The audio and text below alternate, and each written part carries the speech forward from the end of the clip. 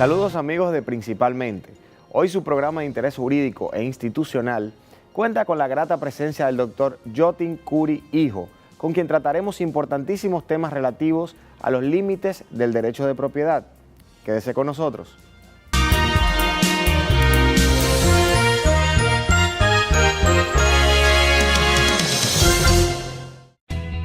Desde el 1989, Seaboard se convierte en la primera generadora privada de energía de República Dominicana. En el 2012, reemplaza sus unidades de generación por la unidad Estrella del Mar 2, que opera con gas natural como combustible, armonizando con el medio ambiente y poniéndose a la vanguardia en la producción de energía limpia. Seaboard, comprometidos con la satisfacción de sus clientes, el desarrollo nacional y el medio ambiente.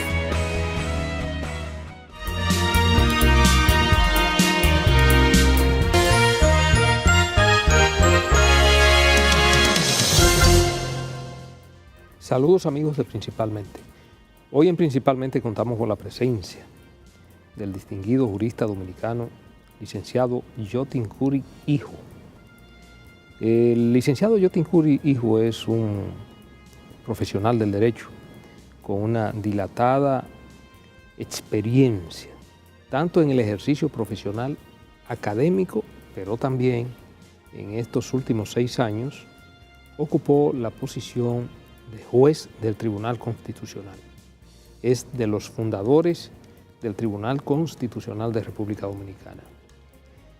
Decíamos que aparte de su ejercicio profesional, su ejercicio académico, pero también ya su experiencia como juez del Tribunal Constitucional, también es un productor jurídico de República Dominicana. Precisamente en el día de hoy le vamos a presentar a los amigos televidentes de Principalmente una de sus últimas obras. Se trata de su obra Límites al Derecho de Propiedad y Áreas Protegidas. Es una obra sumamente interesante que ya fue puesta en circulación y que se puede conseguir en las principales librerías de República Dominicana. Entonces, ya vemos que aparte de esas cualidades que adornan al licenciado Yotin Curi Hijo, también está el de juriconsulto. Es un hombre que ya tiene grandes aportes a la literatura jurídica de nuestro país. Pues hoy principalmente se siente profundamente halagado con la presencia del licenciado Yotin Curi Hijo, que además es un amigo de larga data de este programa y de estos servidores que estamos aquí en Principalmente. Bienvenido, licenciado. Es un placer tenerlo con nosotros aquí. Muchas gracias. Me siento Principalmente. muy contento de estar aquí con ustedes y sobre todo tratando un tema tan novedoso como son los límites al derecho de propiedad. Sí, bueno, tal y como lo dice en su prólogo el presidente del Tribunal Constitucional, nuestro querido amigo el doctor Milton Ray Guevara, el derecho de propiedad surge como su reafirmación con la Declaración Universal de los Derechos del Hombre y se ha venido reafirmando de manera universal ese principio y se entiende que el derecho de propiedad es un derecho fundamental del individuo, del ser humano. Sin embargo, tal y como usted plantea en su libro, hay determinados límites que también la misma sociedad, el mismo Estado, le impone como casos excepcionales a ese derecho de propiedad.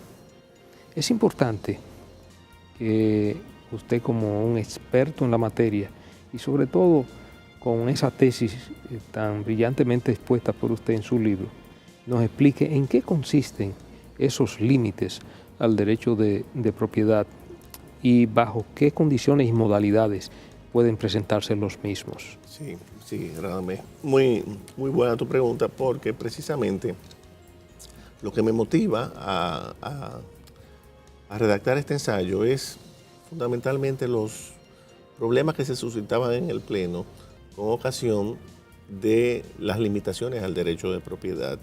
Ocurre que nosotros nos hemos formado bajo los códigos napoleónicos, donde el derecho de propiedad es un derecho absoluto. ¿Por qué? Porque en la Revolución Francesa y en la Declaración de los Derechos Humanos que tú señalabas, del hombre y del ciudadano, habían dos derechos sagrados: la vida y la propiedad, la libertad y la propiedad. Libertad y la propiedad. Y eso pasa a los códigos napoleónicos, y todos los que estudiamos los artículos 544 y siguientes del Código Civil, lo primero que se nos dice es que la propiedad es un derecho absoluto, el derecho de uso, de goce y de disposición. De manera que para nosotros cualquier limitación al derecho de propiedad resulta extraña. Normalmente, cuando una zona es declarada área protegida, lo primero que dicen los abogados de las partes afectadas: no, pero a nosotros hay que indemnizarnos, hay que pagarnos esos terrenos. Y se arman y han llegado muchos casos al Tribunal Constitucional, y he visto muchos abogados opinando en los medios de comunicación, diciendo no, que hay que indemnizar, que es un abuso del Estado, porque se ha menoscabado el derecho de propiedad. Entonces, toda esta confusión, más los debates en el Pleno, fueron los que me motivaron a redactar, reitero, el ensayo. ¿Qué pasa?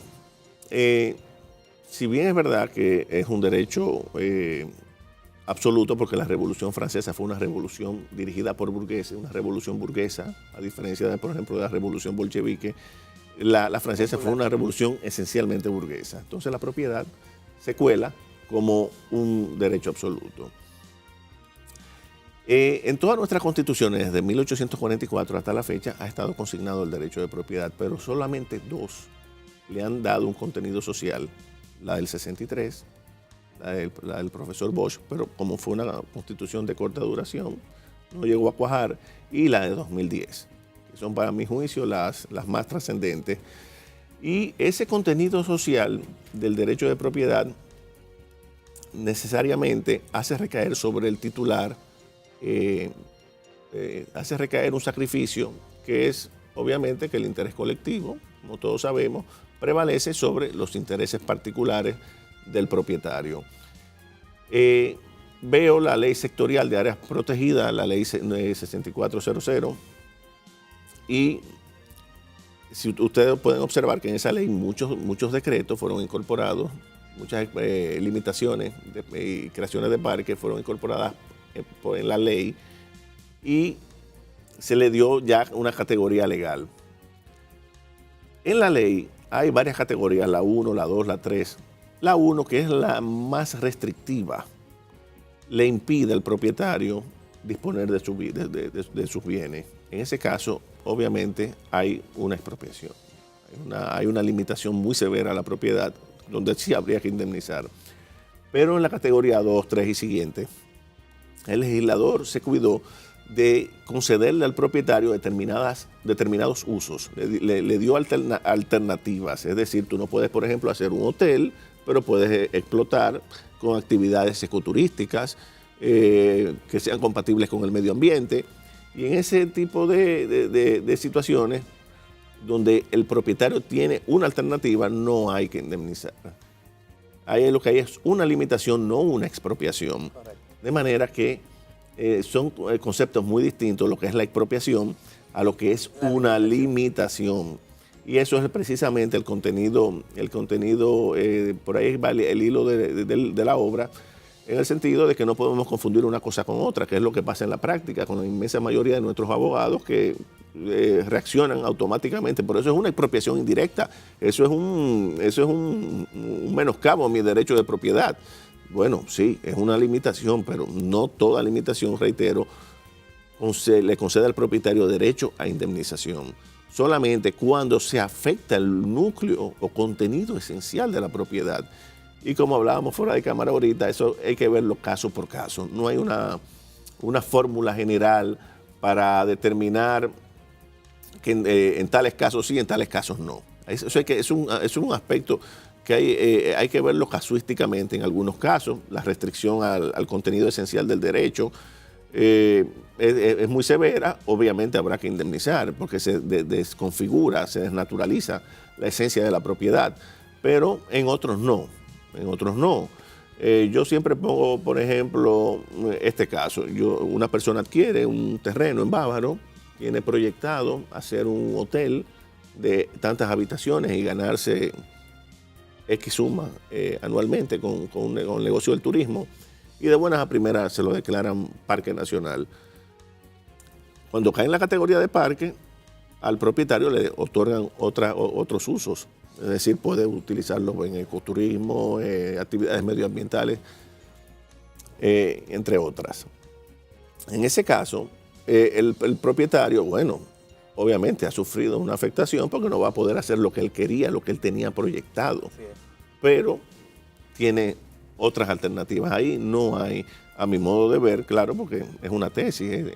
Como ustedes saben, el derecho es una ciencia que no es exacta. Siempre se admiten tesis contrarias. A mi modo de ver, no hay que indemnizar, porque ahí se prevalece el interés general, el interés social, sobre el interés particular del propietario. Pero viendo también, retrotrayéndonos y viendo el concepto de interés social, eso nos viene desde Roma. Leyendo Noches Áticas, una obra de Aulo Gelio, me tropiezo que en el derecho romano, el propietario que tenía un fundo y no lo explotaba, se le privaba del derecho al sufragio. O sea, ya ahí estaba la primera limitación. La primera limitación a la propiedad. O sea, eso nos viene desde lejos. Lo que pasa es que en el transcurso, ¿verdad?, de siglos, ustedes saben que el derecho romano es la base del derecho francés, pero como la Revolución Francesa fue una revolución burguesa, esos aspectos no fueron recogidos en los códigos napoleónicos. Pero realmente eso nos viene desde lejos y yo cada día he ido descubriendo, incluso ya después de haber escrito el libro, nuevos conceptos que tendré que ir incorporando, exactamente, de que se trata de una noción vieja. No es nada nuevo, es nuevo entre nosotros, obviamente, porque hemos entrado tarde en lo que es la cultura constitucional, pero me he tropezado con jurisprudencia en Costa Rica y de otros países donde si el propietario que tiene una finca, por ejemplo, y no la explota, se le puede transferir a otro, sin que eso sea un menoscabo a su derecho de propiedad, se le puede transferir a otro que sí la explote. Si sea en la agricultura, depende de cuál sea la vocación de esos terrenos. Y sin que eso suponga un menoscabo al derecho de propiedad. No sé si han visto esa jurisprudencia que llaman mucho la atención, porque ellos han desarrollado mucho lo que es el contenido social de la propiedad. Incluso, magistrado, en ese mismo sentido, en Estados Unidos se han dictado sentencias que reconocen la potestad que tiene un condado, un alcalde, un mayor, en expropiar, que no es propiamente, o digamos, no es técnicamente una expropiación, pero es, digamos, una traslación de la propiedad, como le llaman ellos, para destinar un terreno a un mejor uso. Exacto. For the best use. Exacto. Y lo que vienen a decir entonces es, a reconocer en la Suprema Corte de Justicia y en diferentes Supremas Cortes de Justicias estatales, lo que vienen a reconocer es lo siguiente: el condado o la ciudad, dependiendo de qué estado sea, tiene la facultad de tomar y trasladar la propiedad de determinado terreno o edificio para modificar el uso que se le da a ese inmueble, porque si un edificio residencial está medio abandonado y es apto para remodelarlo y poner un hotel, el hotel paga más impuestos. Exacto. Que una gran cantidad de propiedades que están abandonadas. Correcto. Entonces lo que hacen es que los propietarios que siguen ahí trasladan la titularidad de esa propiedad, los indemnizan y colocan en ese lugar entonces un un mejor uso para que el condado se pueda beneficiar de los impuestos que eso pagaría. A ese nivel de función social ha llegado en Estados Unidos el reconocimiento desde la jurisprudencia. Sí, los norteamericanos tienen también cuando hay una afectación del valor de la propiedad, ellos le llaman relevant property, es decir, cuando hay una disminución del valor de la cosa, de la propiedad, entonces entran en juego esos factores, hasta qué punto esa reducción afecta al propietario, y en algunos casos conceden indemnización y en otros no. Porque como te reitero, ellos no tienen tampoco una fórmula general. Pero hay una diferencia entre los Estados Unidos y nosotros. En Estados Unidos, a mi modo de ver, la propiedad sí podría decirse que es un derecho fundamental. Nosotros lo tenemos también en el artículo 51 como un derecho fundamental. Correcto. Ahora, ¿es realmente la propiedad un derecho fundamental? A mi modo de ver, no. Es un precepto constitucional. Los españoles lo denominan un derecho subjetivo debilitado. Ellos consideran, los españoles, que tienen básicamente la misma normativa nuestra, que la libertad de empresa, la propiedad, son derechos económicos. Como derechos económicos, leídos bajo la cláusula del Estado social, porque ahí es que viene el punto. Esa cláusula es una cláusula finalista que abarca todo, afecta a todo el contenido de la Constitución. En un Estado social, dicen ellos, la propiedad y la libertad de empresa no son derechos fundamentales. En un Estado liberal, sí. Estados Unidos tiene una Constitución liberal, nosotros no tenemos una de contenido social. O sea, teóricamente, aun cuando esté ubicada bajo el título de los derechos fundamentales, a mi modo de ver, la libertad de empresa y el derecho de propiedad no son fundamentales. Son preceptos constitucionales de mucha importancia, pero no propiamente derechos fundamentales. Tampoco llego al extremo de decir, como hacen los españoles, bueno, es un derecho subjetivo debilitado, como le llaman ellos, pero no es fundamental.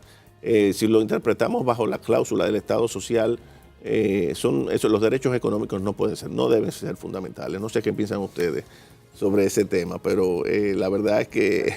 Indudablemente que sí. es un aspecto que estaría sujeto a mucha discusión. A mucha discusión. Y el tribunal todavía no ha hecho ese ejercicio. Desde luego. No lo ha hecho. Mira que yo lo he propuesto, lo llegué a proponer varias veces. Vamos a hacer ese ejercicio y todavía no se ha... Bueno, y también llegará el momento en que habrá que hacerlo. Y hay una delicadeza en hacerlo. Sí, habrá que hacerlo. La cuestión es que la rúbrica constitucional no se le puede suprimir, porque la Constitución lo consagra. Exacto. Ahora bien, se precisará de análisis profundizado para saber en qué medida posee intrínsecamente este rango.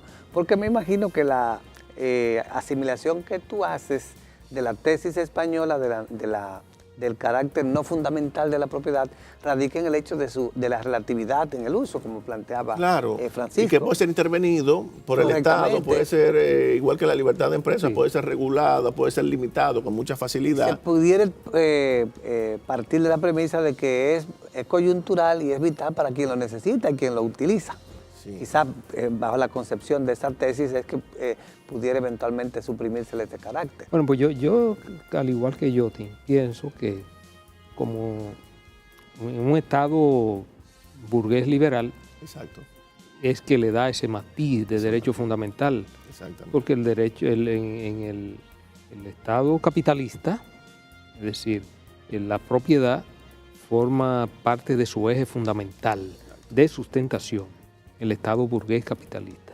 Ahora ya en un Estado también democrático, pero con un sentido, con un contenido social, la visión es ampliamente diferente. Exactamente. Ampliamente diferente. Y bien, como lo planteaba Jotin, en el sentido de la Revolución Francesa, que es una revolución eminentemente burguesa, y que es la que se expande y tiene quizá un calado a nivel universal, la Revolución Francesa, a diferencia de la Revolución Bolchevique, que es una revolución social, una revolución socialista. Eminentemente. Donde ya ahí sí la propiedad se mira desde otro punto de vista, desde el punto de vista social. Donde el Estado asume el control de todo lo que es la propiedad y se da el sentido de la colectivización de la propiedad. Exactamente. Con una visión totalmente diferente de lo que es el asunto de la propiedad. Luego viene la visión intermedia, que se la dan y que la tienen otros países que aún estando sujetos a las reglas del sistema capitalista, tienen también una visión social compartida de la propiedad. Hay países, como en el caso de los países nórdicos, donde incluso nosotros vimos en el año antepasado, 2017, estuvimos viendo en el caso de Noruega, de Finlandia, de Suecia, que por ejemplo la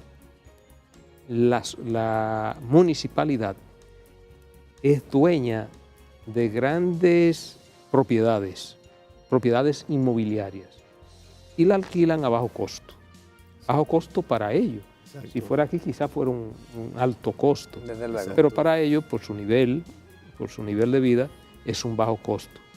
Es decir, le dan un contenido social a esa propiedad, la alquilan a personas de bajos ingresos a un bajo costo, pero eso es propiedad de la municipalidad, es decir, del Estado. Exactamente. Propiedad estatal, de manera que hay diferentes enfoques, no hay un enfoque universal. Exacto. Único del sentido de la propiedad.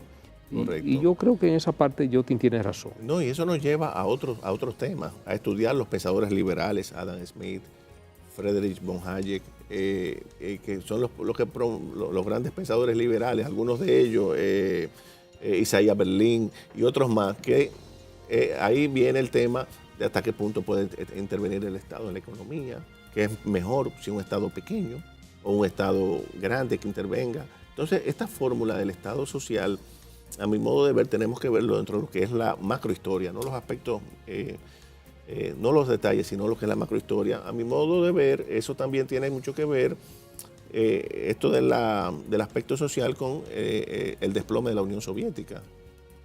Era una respuesta para darle solución a los grandes problemas de las personas en una sociedad liberal cuando la Unión Soviética estaba en su auge durante la Guerra Fría. Luego de haber caído, fíjense ustedes que el liberalismo ha vuelto otra vez a adquirir vigencia, mucha vigencia. Y de ahí se habla de la crisis del Estado social, que ese es otro tema, a raíz del desplome. O sea, todo esto hay que verlo en lo que es el contexto de la historia. ¿Qué pasa? Que yo he leído algunos trabajos que dicen, bueno, tanto en España como la nuestra es más o menos lo mismo, mutatis mutandis. Lo que tenemos es una economía social de mercado, que es el ordoliberalismo, que fue fundado durante la Segunda Guerra Mundial, esta escuela alemana de Friburgo, el ordoliberalismo.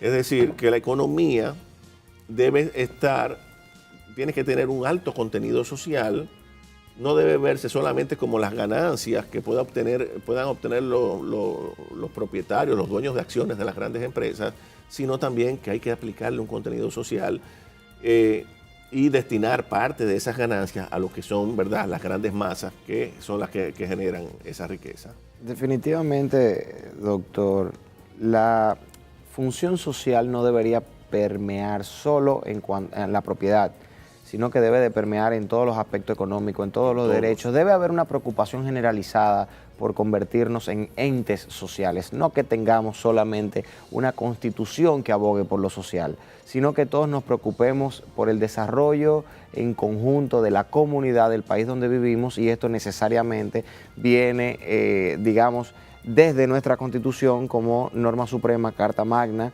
que tiene una cláusula constitucional, una cláusula social, pero hay una palabra que me llamó mucho la atención que dijo aquí el profesor Durán, mi muy estimado tocayo y profesor, y es el tema del rótulo. Sí. ¿Tenemos un Estado realmente social o esto es un rótulo? Nosotros hemos experimentado a lo largo de las décadas la estatización, la privatización, ambas con sus luces y sus sombras. Ahora tenemos un Estado más regulador, más supervisor, más fiscalizador, pero más pequeño, que se involucra menos en las cuestiones económicas, menos en el mercado. Y eso nos lleva a una pregunta necesaria. ¿Qué tanto debemos profundizar en el término que usted utilizó de la doctrina española? No, de la doctrina alemana de la Escuela de Friburgo, la economía social de mercado. La economía social de mercado. Acabo de escuchar el término, me llama muchísimo la atención porque quizás es lo más parecido a lo que estamos viviendo ahora. Pero entonces la visión que tenemos de la propiedad y del derecho de propiedad como tal, desde una cláusula social, viendo la realidad que nosotros, la dinámica de la economía dominicana, la dinámica real de la República Dominicana, donde no tenemos un Estado que suple todas estas cuestiones, que puede garantizar esos derechos fundamentales. ¿Nosotros realmente vivimos bajo la cláusula social que establece la Constitución o tenemos una aspiración a llegar a que el mercado, a que la sociedad, a que la política, las instituciones puedan absorber el significado real de la cláusula social? Y es un tema aspiracional al que llegaremos en algún momento. Mira, Francisco, yo creo que es una aspiración. Obviamente, una aspiración. Observa que es una cláusula que la incorporamos ahora en el 2010. A mi juicio ha sido una de la constitución la reforma más integral que hemos tenido, porque no ha sido por una coyuntura específica. Fue algo bien consensuado. Yo recuerdo que se hicieron vistas, exactamente, todo el mundo opinó, fue un debate abierto para incorporar esa constitución que es, a mi juicio, inmejorable. Esa constitución de 2010 es la que incorpora las cláusulas del Estado social y democrático de derecho. Claro, no tenemos en la práctica todavía, eso es una aspiración, efectivamente, pero lo que quiere decir esa cláusula es que el Estado tiene que intervenir, no puede ser ajeno a los asuntos económicos, porque el mercado por sí solo no corrige las grandes desigualdades sociales que genera la mala distribución de la riqueza. Tú sabes que se concentra entre los propietarios de los medios de producción, usando los términos marxistas, ¿verdad? El proletariado obrero. O de un lado los obreros, el proletariado, y de otro la oligarquía. Del hombre por el hombre. Exacto, los dueños de los bienes de producción. Bien, vamos a aprovechar, Jotin, para hacer una breve pausa. En el próximo segmento vamos a seguir tratando este y otro tema de sumo interés.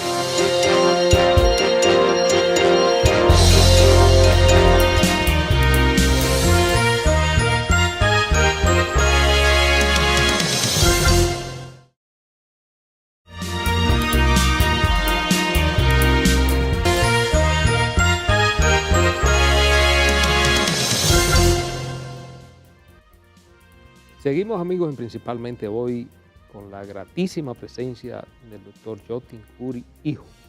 Bien, el tema es sumamente apasionante porque es un tema que tiene una mezcla de derecho, de política, obviamente, y de economía. Exacto. Porque la economía lo permea todo. Cuando se habla de propiedad, estamos hablando de un ente económico, un ente que tiene un valor. Y obviamente cuando se habla de regulación entra el Estado, ahí entra la política. Y, o sea, todo está íntimamente relacionado. Yo leí una obra siendo estudiante de Derecho, una obra que me marcó mucho. Aún después traté de conseguirla porque se me había extraviado y la conseguí, todavía por suerte, que se llama El derecho como obstáculo al cambio social. Ese libro lo escribió un eminente jurisconsulto chileno que se llamaba, creo que murió, Eduardo Noboa Monreal. Interesantísimo, porque ahí él se plantea una serie de cuestionamientos precisamente al derecho de propiedad. Hace muchos años que él planteó esa tesis. Y yo siempre recomiendo que se la lea. Porque estaba en mis inicios de estudiante de Derecho. Y uno de los profesores nuestros nos recomendó esa obra. Y la pudimos conseguir en esa época. Y se nos extravió. Y volví detrás de ella y la pude conseguir. El derecho como obstáculo al cambio social, de Eduardo Noboa Monreal. Y ahí es precisamente donde él plantea tesis muy interesante con relación al derecho de propiedad. Y hace un relato histórico de cómo nace el derecho de propiedad. Que eso me llevó también a una obra que todavía ni siquiera era estudiante universitario, que leí estando en el bachillerato, una obra que se llama El origen de la familia, la propiedad privada y el Estado, de Federico Engels. Así. De Federico Engels, que era uno de los grandes pensadores conjuntamente con Carlos Marx. Y sabe que la obra cumbre de Carlos Marx es El Capital. Entonces, estoy viendo que a pesar de que el capital, que sirve de sustentación conjuntamente con el manifiesto comunista, a las revoluciones que se dieron, básicamente la revolución bolchevique del año 1917, cuyo protagonista fundamental fue Vladimir Lenin, y que era un cerebro sumamente amueblado, el de Lenin, todavía reconocido en la actualidad. Entonces, estoy viendo en los últimos tiempos economistas ya modernos de la actualidad que recurren al estudio del capital de Carlos Marx, obviamente con otra visión. Tú te lees un Jeremy Rinsky. Sí, lo leí, tú una vez me lo recomendaste. Yo te lo recomendé, por ejemplo, yo te recomendé La Sociedad de Costo Marginal Cero, también La Tercera Revolución Industrial. Pero hay otro autor que es Klaus Schwab, que tiene La Cuarta Revolución Industrial. Un libro sumamente interesante que yo recomiendo también leer, donde se plantean los retos que ha producido la gran revolución tecnológica que estamos viviendo hoy día. Y ya estamos hablando de inteligencia artificial. Pero también el mismo Jeremy Rinsky, en otra obra que escribió, El fin del trabajo, lo conecta en el sentido de que la humanidad se le están presentando unos grandes retos. Viene la inteligencia artificial. Se supone que esta revolución tecnológica está llevando a la humanidad a un estadio de desarrollo, de progreso inimaginable, y que esta inteligencia artificial con un robot que puede realizar el trabajo que realizan 20 obreros en un día, significa un desplazamiento de manos de obra, y que entonces el hombre está generando una capacidad de producción de riqueza inimaginable. Ahora, ¿a quién venderle todos esos productos si no habrá quien lo compre, porque serán desplazados los obreros? ¿De qué vivirán?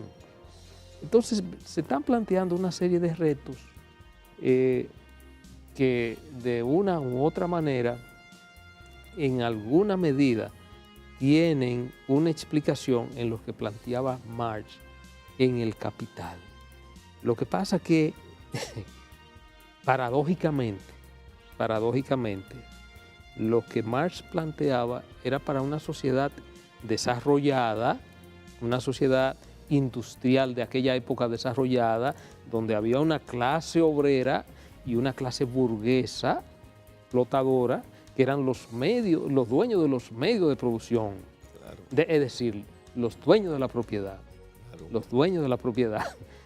Y esa revolución paradójicamente se dio en una sociedad trazada que fue semifeudal como la sociedad soviética, correcto, una cosa totalmente paradójica. Entonces, obviamente, se dio ahí, y la otra parte donde la misma revolución china, la revolución de Mao Zedong, China era una sociedad también semifeudal, y ahí se produce la revolución socialista por primera vez. De manera que son una serie de paradojas que se van dando en el tiempo, y ahora promete ser, con esta revolución tecnológica, acorde con esos pensadores económicos que hemos mencionado, como el caso de Jeremy Rinsky, que se está planteando un gran dilema. esta gran revolución tecnológica, porque indudablemente el mundo marcha hacia ahí, hacia allá. Y lo que hablábamos del procomún colaborativo, ya hay industrias al día de hoy que han ido desapareciendo. Por ejemplo, la industria del disco, Oh, cierto. Sí, que era una industria multimillonaria. Claro. Sí, Eso se fue a pique. Sí, exacto. Y eso se fue a pique. Ahora usted, en una memoria pequeña que le cuesta 200, 300 pesos, usted puede bajar de la nube y meterlo en esa memoria miles de canciones. Así es. Así es. Antes usted tenía que comprar Una cantidad un DVD, de discos. un CD, sí. un CD que le costaba $18, Sí. un solo CD con 15 o 17 canciones. Como máximo. Como máximo. Claro. Ahora eso le sale prácticamente cero costo. Así es. O sea, y hacia ahí va, le pongo ese ejemplo, pero hacia ahí va marchando la sociedad. Lo que estamos llamando, lo que Jeremy Rickley llama la sociedad del procomún colaborativo. Ahí viene el asunto del distorsionamiento del derecho de propiedad. Exactamente. Y básicamente el derecho de propiedad intelectual, que será un derecho que también sufrirá fuerte mella. De manera que el replanteamiento que se da es sumamente interesante, objeto de grandes estudios. Estuve viendo una obra muy interesante que escribió un israelita, Yuval Noah Harari, El Homo Deus. Él ahí hace planteamientos sumamente interesantes que están correlacionados con todos estos aspectos que hemos tratado, incluso parte del asunto del derecho de propiedad. Sumamente interesante. De manera que yo creo que este es un tema que no se puede relativizar, porque es un tema que cada día... Sí, cambia. Y cada sobre día... todo con el crecimiento demográfico, que ese es otro factor. Ese otro factor. Y yo observo, por ejemplo, cuando viajo a los Estados Unidos, que antes me chequeaban oficiales de migración y ahora ya es una máquina. Tú pasas rara vez. O sea, tú te das cuenta cómo incluso en esas sociedades se ha reducido la mano de obra. Lo primero que yo me pregunto es, ¿y qué van a hacer con todos estos empleados que habían aquí en el aeropuerto, por ejemplo? Eso plantea ciertamente, como dice Jeremy Rifkin, un reto donde las máquinas van sustituyendo a la mano de obra. ¿Y qué vamos a hacer? ¿Qué vamos a hacer?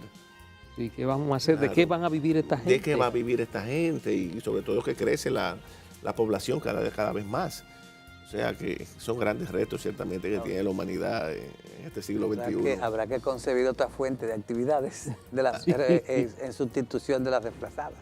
Así es. Indudablemente. A mí me llama mucho la atención el título de la obra, porque habla de límites al derecho de propiedad y áreas protegidas. Y esa combinación como que da a entender que nos estamos refiriendo a la propiedad inmobiliaria. Fundamentalmente. Porque por la vinculación que se realiza del segundo aspecto de la obra. Exacto. Y nos gustaría que luego de ese sondeo globalizado tan interesante que ustedes dos han realizado de los conceptos de la propiedad y sus incidencias en el mundo tecnológico moderno, ¿cuáles enfoques fundamentales se realizan en esta obra que está recién estrenada, acerca de las áreas protegidas, de cuáles conceptos constitucionales o legales parte para ser enfocado en esta obra? Bien, fundamentalmente la ley sectorial de áreas protegidas, porque todas estas declaratorias que son para preservar el medio ambiente de parques nacionales, reservas científicas, monumentos históricos, nacionales, la ley tiene un sinnúmero de categorías. Lo que se trata es preservar el medio ambiente. En nuestro país hay muchos parques nacionales. ¿Qué ocurre? Que los propietarios entienden que hay que indemnizarlos. El Estado no puede indemnizar a toda esa gente. Y sobre todo cuando muchos de ellos van a sus propiedades, porque esas declaratorias coexisten con la propiedad perfectamente. Con el ejercicio de la propiedad. Sí, con el ejercicio de la propiedad. Yo, por ejemplo, tengo un amigo con una casa en Valle Nuevo, que es parque también, y yo he ido allá a su casa y otros más tienen sus propiedades y la disfrutan. Y la disfrutan normalmente. Lo que pasa es que no pueden hacer lo que se le antoje. O sea, tienen límites. Sí. Entonces, cuando tú ves que la propiedad convive con este tipo de limitaciones, ¿verdad?, que previstas en la ley, y sin embargo, muchos de ellos entienden que deben ser indemnizados. Digo, no, esto no puede ser, pero si tú estás disfrutando de tu propiedad. Exacto, tiene un goce y un disfrute. Y un goce y disfrute, lo que tú tienes que ciertamente es una limitación, que tú no puedes, por ejemplo, cortar árboles, no puedes dedicarte, ¿verdad?, a la industria maderera, porque hay que preservar los bosques, Claro. Los acuíferos. Entienden que la más mínima limitación ya es un causal de causal indemnizatorio. causal de una indemnización, y entonces le llaman impropiamente expropiación o expropiación indirecta. No, por Dios, no es expropiación indirecta, lo que hay es una limitación, pero tú estás disfrutando de tu propiedad y puedes hacer incluso muchas cosas con ella. Entonces, ese es el enfoque básicamente de que yo abordo en el libro, porque es que no es posible que todo el mundo pretenda ser indemnizado. ¿Dónde va el Estado a sacar tantos recursos? En el tribunal una vez llegamos a hablar, Radamés, de una emisión de bonos quizá, pero eso es para las expropiaciones.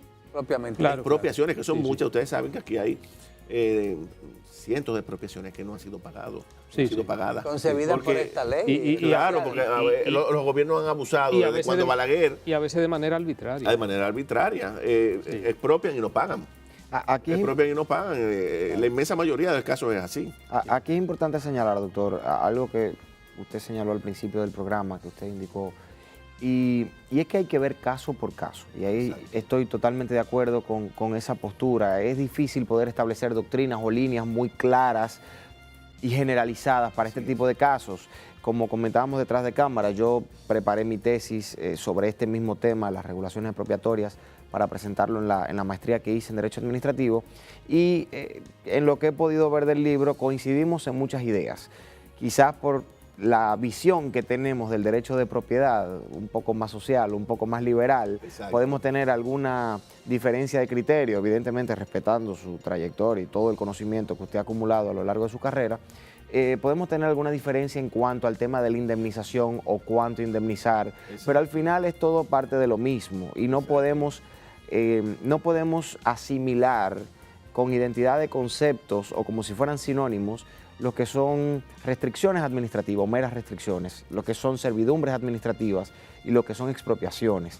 Y a propósito de esto, el Tribunal Constitucional ha realizado en estos 6 años una labor muy importante en cuanto a la delimitación y a la interpretación de lo que es la propiedad y de los derechos que le rodean, uso, goce, disfrute, de sus atributos como la exclusividad, que no es absoluta, que es permanente, pero hay un punto clave en todo esto, y es lo que señala el propio honorable presidente del Tribunal Constitucional en su prólogo, mi profesor Milton Rey Guevara, de la decisión 226-14, que es una decisión que reconoce en la República Dominicana por primera vez la expropiación indirecta. Entonces ya estamos hablando de una categoría distinta. Tenemos meras restricciones, tenemos servidumbre administrativa, tenemos expropiaciones directas o per se. Entonces ahora vemos que en República Dominicana tenemos las expropiaciones indirectas que en Estados Unidos fueron reconocidas hacia el 1903 por la Suprema Corte de Justicia en el caso United States versus Laina. Y después ahí vino la regulación expropiatoria y se fue amoldando un poco, pero la misma Corte Suprema ha reconocido en sus diferentes composiciones hasta la actualidad que no es posible o no es tan fácil establecer una doctrina o un precedente que pueda abarcar todo este tipo de situaciones, ya que hay que verlas con un criterio ad hoc, caso por caso, tomando en cuenta los factores que intervienen y los elementos que intervienen en cada uno de los casos. Me gustaría entonces que 115 años después, viene el Tribunal Constitucional en el 2014, 115 años después que Estados Unidos, a reconocer la expropiación indirecta. ¿Cuál, desde su experiencia, desde sus análisis con el libro que escribió, cuál ha sido vacilante el Tribunal Constitucional, al igual que la Suprema Corte de los Estados Unidos? ¿Ha mantenido la ruta de precedentes sobre este tema? ¿Cuál ha sido el trabajo que ha hecho el tribunal en este sentido? Sí. El tribunal lo que ha hecho es, primero, entender que estamos teóricamente en un estado social y que a veces la administración toma medidas que sin constituir en términos formales una expropiación, constituyen ciertamente un menoscabo al derecho de propiedad que prácticamente lo anulan, como es, por ejemplo, la categoría 1 de la Ley Sectorial de Áreas Protegidas, donde el propietario no puede hacer nada. Eso realmente es una expropiación indirecta, porque están disponiendo al propietario de su derecho. Eso ahí no cabe la menor duda. Claro, como tú bien señalas, los Estados Unidos tienen otro criterio. Ellos se van por la disminución del valor de la propiedad. Si la medida que adopta la administración reduce sustancialmente el valor de la propiedad, entonces ellos se inclinan a conceder una indemnización. Nosotros no podemos verlo desde ese punto de vista porque nosotros estamos en un estado social. Ellos están en un estado liberal, porque eso, te reitero, eso nos lleva ya a un trasfondo de la concepción de la propiedad desde un punto de vista liberal o desde un punto de vista social. Nosotros lo tenemos que ver desde otro punto de vista, no del valor de las cosas, sino visto desde el aspecto social, es decir, de la función de la de la cosa para función la del sociedad, Estado. claro. La función social, obviamente, tiene implícito que el interés general.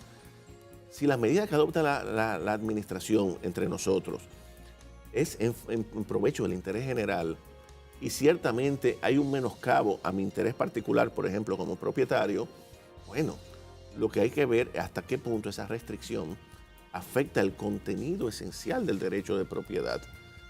Ahí sí, si afecta el núcleo duro del derecho, podría eventualmente abordarse el tema de la indemnización.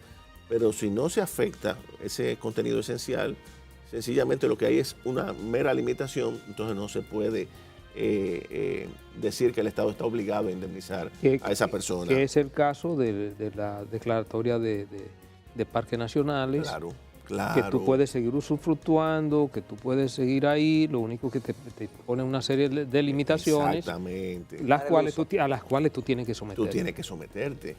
Fíjate en el caso de Loma Miranda, por ejemplo, recuerden ustedes que el presidente observó el proyecto de ley que pretendía declararlo parque nacional.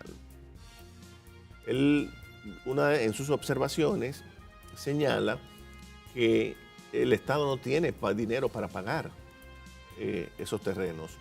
Pero no, es que no tiene que pagarlos porque es que no estamos en presencia de una expropiación. Fíjense ustedes cómo ahí se confunde el concepto de expropiación y limitación de la propiedad. Y eso quedó ahí, no tuvo, hasta el momento no ha tenido una salida, pero lo que le sirve de causa para devolver el proyecto realmente no es tal, porque, reitero, ahí el Estado no está expropiando, en cuyo caso sí debería indemnizar a los propietarios de esos terrenos. Y eso es interesante porque eso libera al Estado de tener que... De la obligación. De la obligación de indemnizar. Claro. Por ejemplo, los dueños de esos terrenos pueden hacer cualquier otra cosa, pero no pueden ejercer actividades mineras en un área donde hay recursos naturales sumamente importantes que afectarían, ¿verdad?, las aguas de nuestro país. Sí. Entonces, ahí fíjate, como tú bien señalas, eso hay que verlo caso por caso. Hay un aspecto muy interesante que analiza la Suprema Corte de Justicia de los Estados Unidos para ver este tipo de situaciones donde hay una expropiación indirecta o regulatoria, ya que sería una especie dentro de las indirectas, y es cuando el caso está habido de ripeness, como ellos le llaman, que significa, traduciéndolo literalmente, madurez. Esto es cuando un particular propietario de determinada porción de terreno, solar o inmueble, tiene planes de desarrollar un proyecto o tiene planes de hacer determinada cosa con su solar, con su propiedad. Y ocurre una expropiación indirecta de este tipo, y cuando va al tribunal a reclamar por su derecho de propiedad, alega que tenía planes con la propiedad. Si esa persona no tiene, si ese propietario afectado no tiene la prueba de que iba a desarrollar ese proyecto, por ejemplo, una aprobación de planos de un ayuntamiento o no tiene una aprobación de explotación de determinada zona o determinada mina dentro de su propiedad o de determinada porción de playa, si tiene un banco de arena, lo que fuere, entonces el tribunal determina que no tiene RIBNES, que no tiene madurez. Entonces, como no puede probar que realmente iba a desarrollar esa actividad económico-comercial o esa explotación dentro de su propiedad, entonces se descarta completamente. Sin embargo, cuando sí lo puede demostrar, independientemente de que no se haya afectado el núcleo de la propiedad, entonces el particular tiene derecho de indemnización. Perfecto. ¿Sabes por qué? Porque estamos ahí en un estado liberal. Claro. Donde la propiedad tiene otra connotación, pero en un estado social tú no puedes recurrir a ese criterio del valor o de lo que tú podías ganarte haciendo una proyección de cuáles eran tus planes. En un estado social esa interpretación a mi modo no cabría, no sería factible, sino el interés general y el interés particular. Ahí para mí es que está la clave. Por eso te reitero, eso nos lleva ya a un trasfondo económico entre liberales, esta doctrina que es el sansimonismo, que es el antecedente del materialismo histórico, del marxismo, o el colectivismo. Eso nos llevaría a otro plano, desde qué punto de vista conceptual viene el enfoque. Si es desde el punto de vista liberal, yo estoy de acuerdo con ese tipo de interpretación, pero ya en un estado social como el nuestro, con esa cláusula, no podemos nunca interpretar indemnizar sobre la base de una afectación económica. Siempre habrá doctores. Tiene que ser una afectación al contenido esencial de la propiedad. Ese es el criterio que tengo con relación a ese tema. Dominante. Exacto. Vamos a hacer ya esta última pausa. En el próximo segmento vamos a recapitular sobre todo lo que hemos tratado.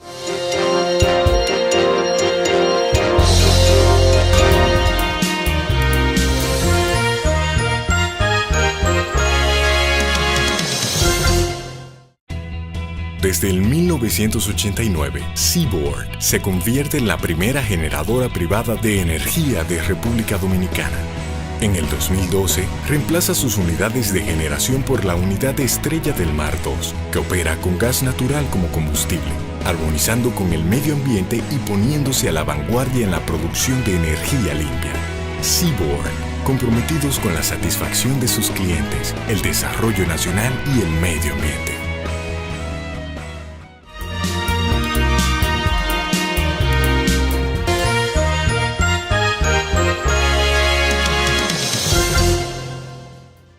Bien, interesantísimo este programa. Yo creo que, como decimos aquí principalmente, el doctor Jotin Curi Hijo va a quedar totalmente emplazado, porque hay otros temas que obviamente, independientemente de estos temas tan interesantes que hemos tratado en el día de hoy, que Jotin maneja con gran maestría. Seguro. No solo en el ámbito constitucional, también en el ámbito de derecho civil, que fue donde él más se desarrolló como abogado en ejercicio. Sí, así es. El derecho civil y comercial en la oficina que desarrolló junto a su padre, uno de los juristas más eminentes de este país, el doctor Jotin Curi. Así es. Entonces Jotin nació en el derecho. Así es. Cuando él nació ya su padre era un abogado prominente de este país, ex rector de la Universidad Autónoma de Santo Domingo, canciller de la Revolución Constitucionalista, así es. Un hombre querido por todos nosotros, de manera que Jotin nació ahí, habría que decir abrevando del derecho. Habría que decir que él es jurista de cuna. Eso es. Jotin es un jurista de cuna.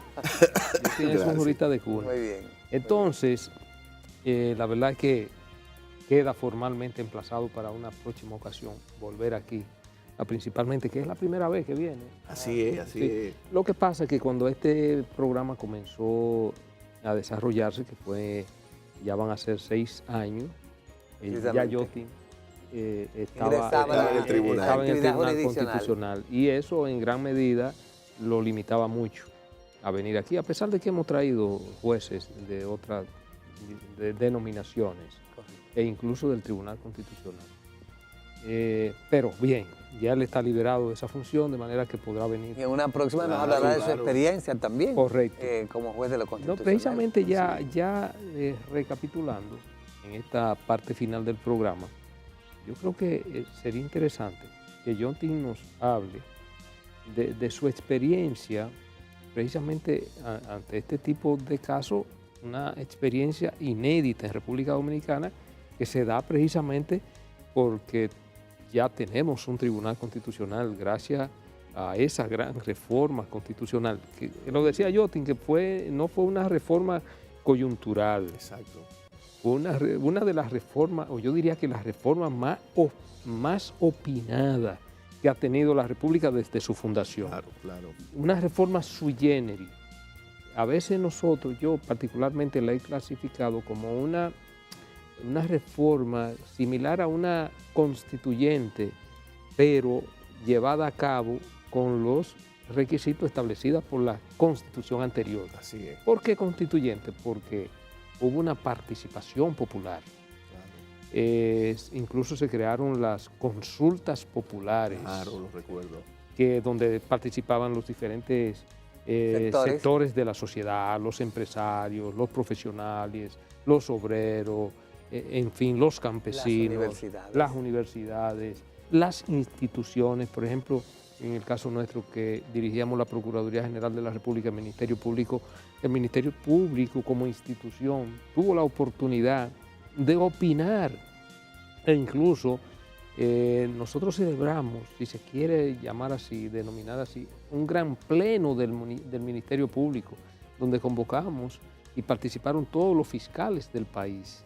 Hicieron sugerencias, resumimos esas sugerencias y se la aportamos a la comisión de juristas, que en esa oportunidad, digo de juristas, pero quien la coordinaba era Monseñor Agripino Núñez Collado, sí. Y le entregamos en el Paraninfo de la Universidad Autónoma de Santo Domingo lo que serían las propuestas del Ministerio Público para esa reforma constitucional, y muchas de esas propuestas fueron acogidas por la nueva Constitución de la República, en la que está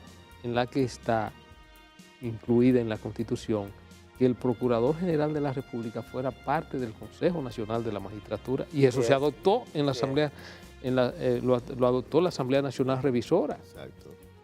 Y hoy día el Procurador General de la República es miembro del Consejo Nacional de la Magistratura, gracias a esa propuesta que hiciera el Ministerio Público, bajo la lógica de que si el Poder Judicial, que es el menos democrático de los tres poderes, tiene dos representantes, el Poder Ejecutivo, que es un poder que emana de la misma voluntad del pueblo y es el que tiene mayor legitimidad en cuanto a votos, nada más tenía un solo representante.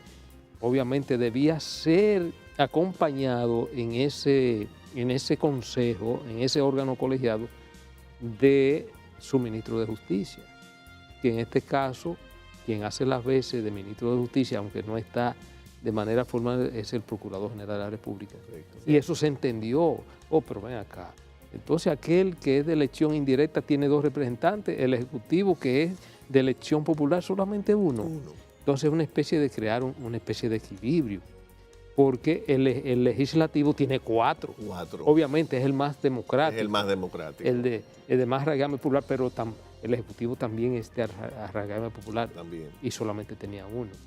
Entonces lo que se quiso crear fue una especie de equilibrio en cuanto a la representación de los poderes, y eso fue una propuesta del Ministerio Público. De manera que esta Constitución, sin lugar a dudas, y en eso coincidimos, ha sido una de las reformas constitucionales más abiertas, más democráticas y más participativas que ha tenido la República Dominicana. Y me gusta mucho porque recoge mucho de la del 63. Y recoge mucho del espíritu de la del 63. Del espíritu de la del 63, que fue una constitución en su época muy avanzada, desafortunadamente abortada, como ustedes saben, por el golpe de Estado. Sí. Pero fue una constitución realmente ejemplar. Yo la leo constantemente y la comparo, y realmente hay muchos aspectos en la de 2010 que estaban en como la función social de la propiedad. Exacto. No es en la de 2010 que aparece por vez primera, sino en la del 63. Entonces, Yontin, ya ¿verdad? Casi en la etapa final del programa, la visión de cómo el Tribunal Constitucional, en los diferentes casos que se le presentaron, cuál fue la visión más o menos predominantemente mayoritaria en cuanto a el asunto del derecho de propiedad, ¿cuáles criterios más o menos son los que imperaron en lo que tú participaste y más o menos cómo sigue la visión del Tribunal Constitucional con relación al derecho de propiedad? Sí, la jurisprudencia del tribunal ha sido coherente, ha reconocido ciertamente el aspecto social de la propiedad,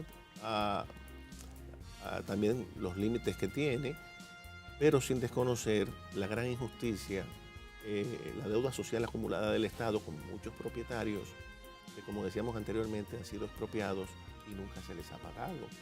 Entonces, el tribunal ha tratado de ir buscando un equilibrio en sus decisiones y su jurisprudencia ha ido evolucionando de una manera, por lo menos en ese aspecto, bastante mesurada.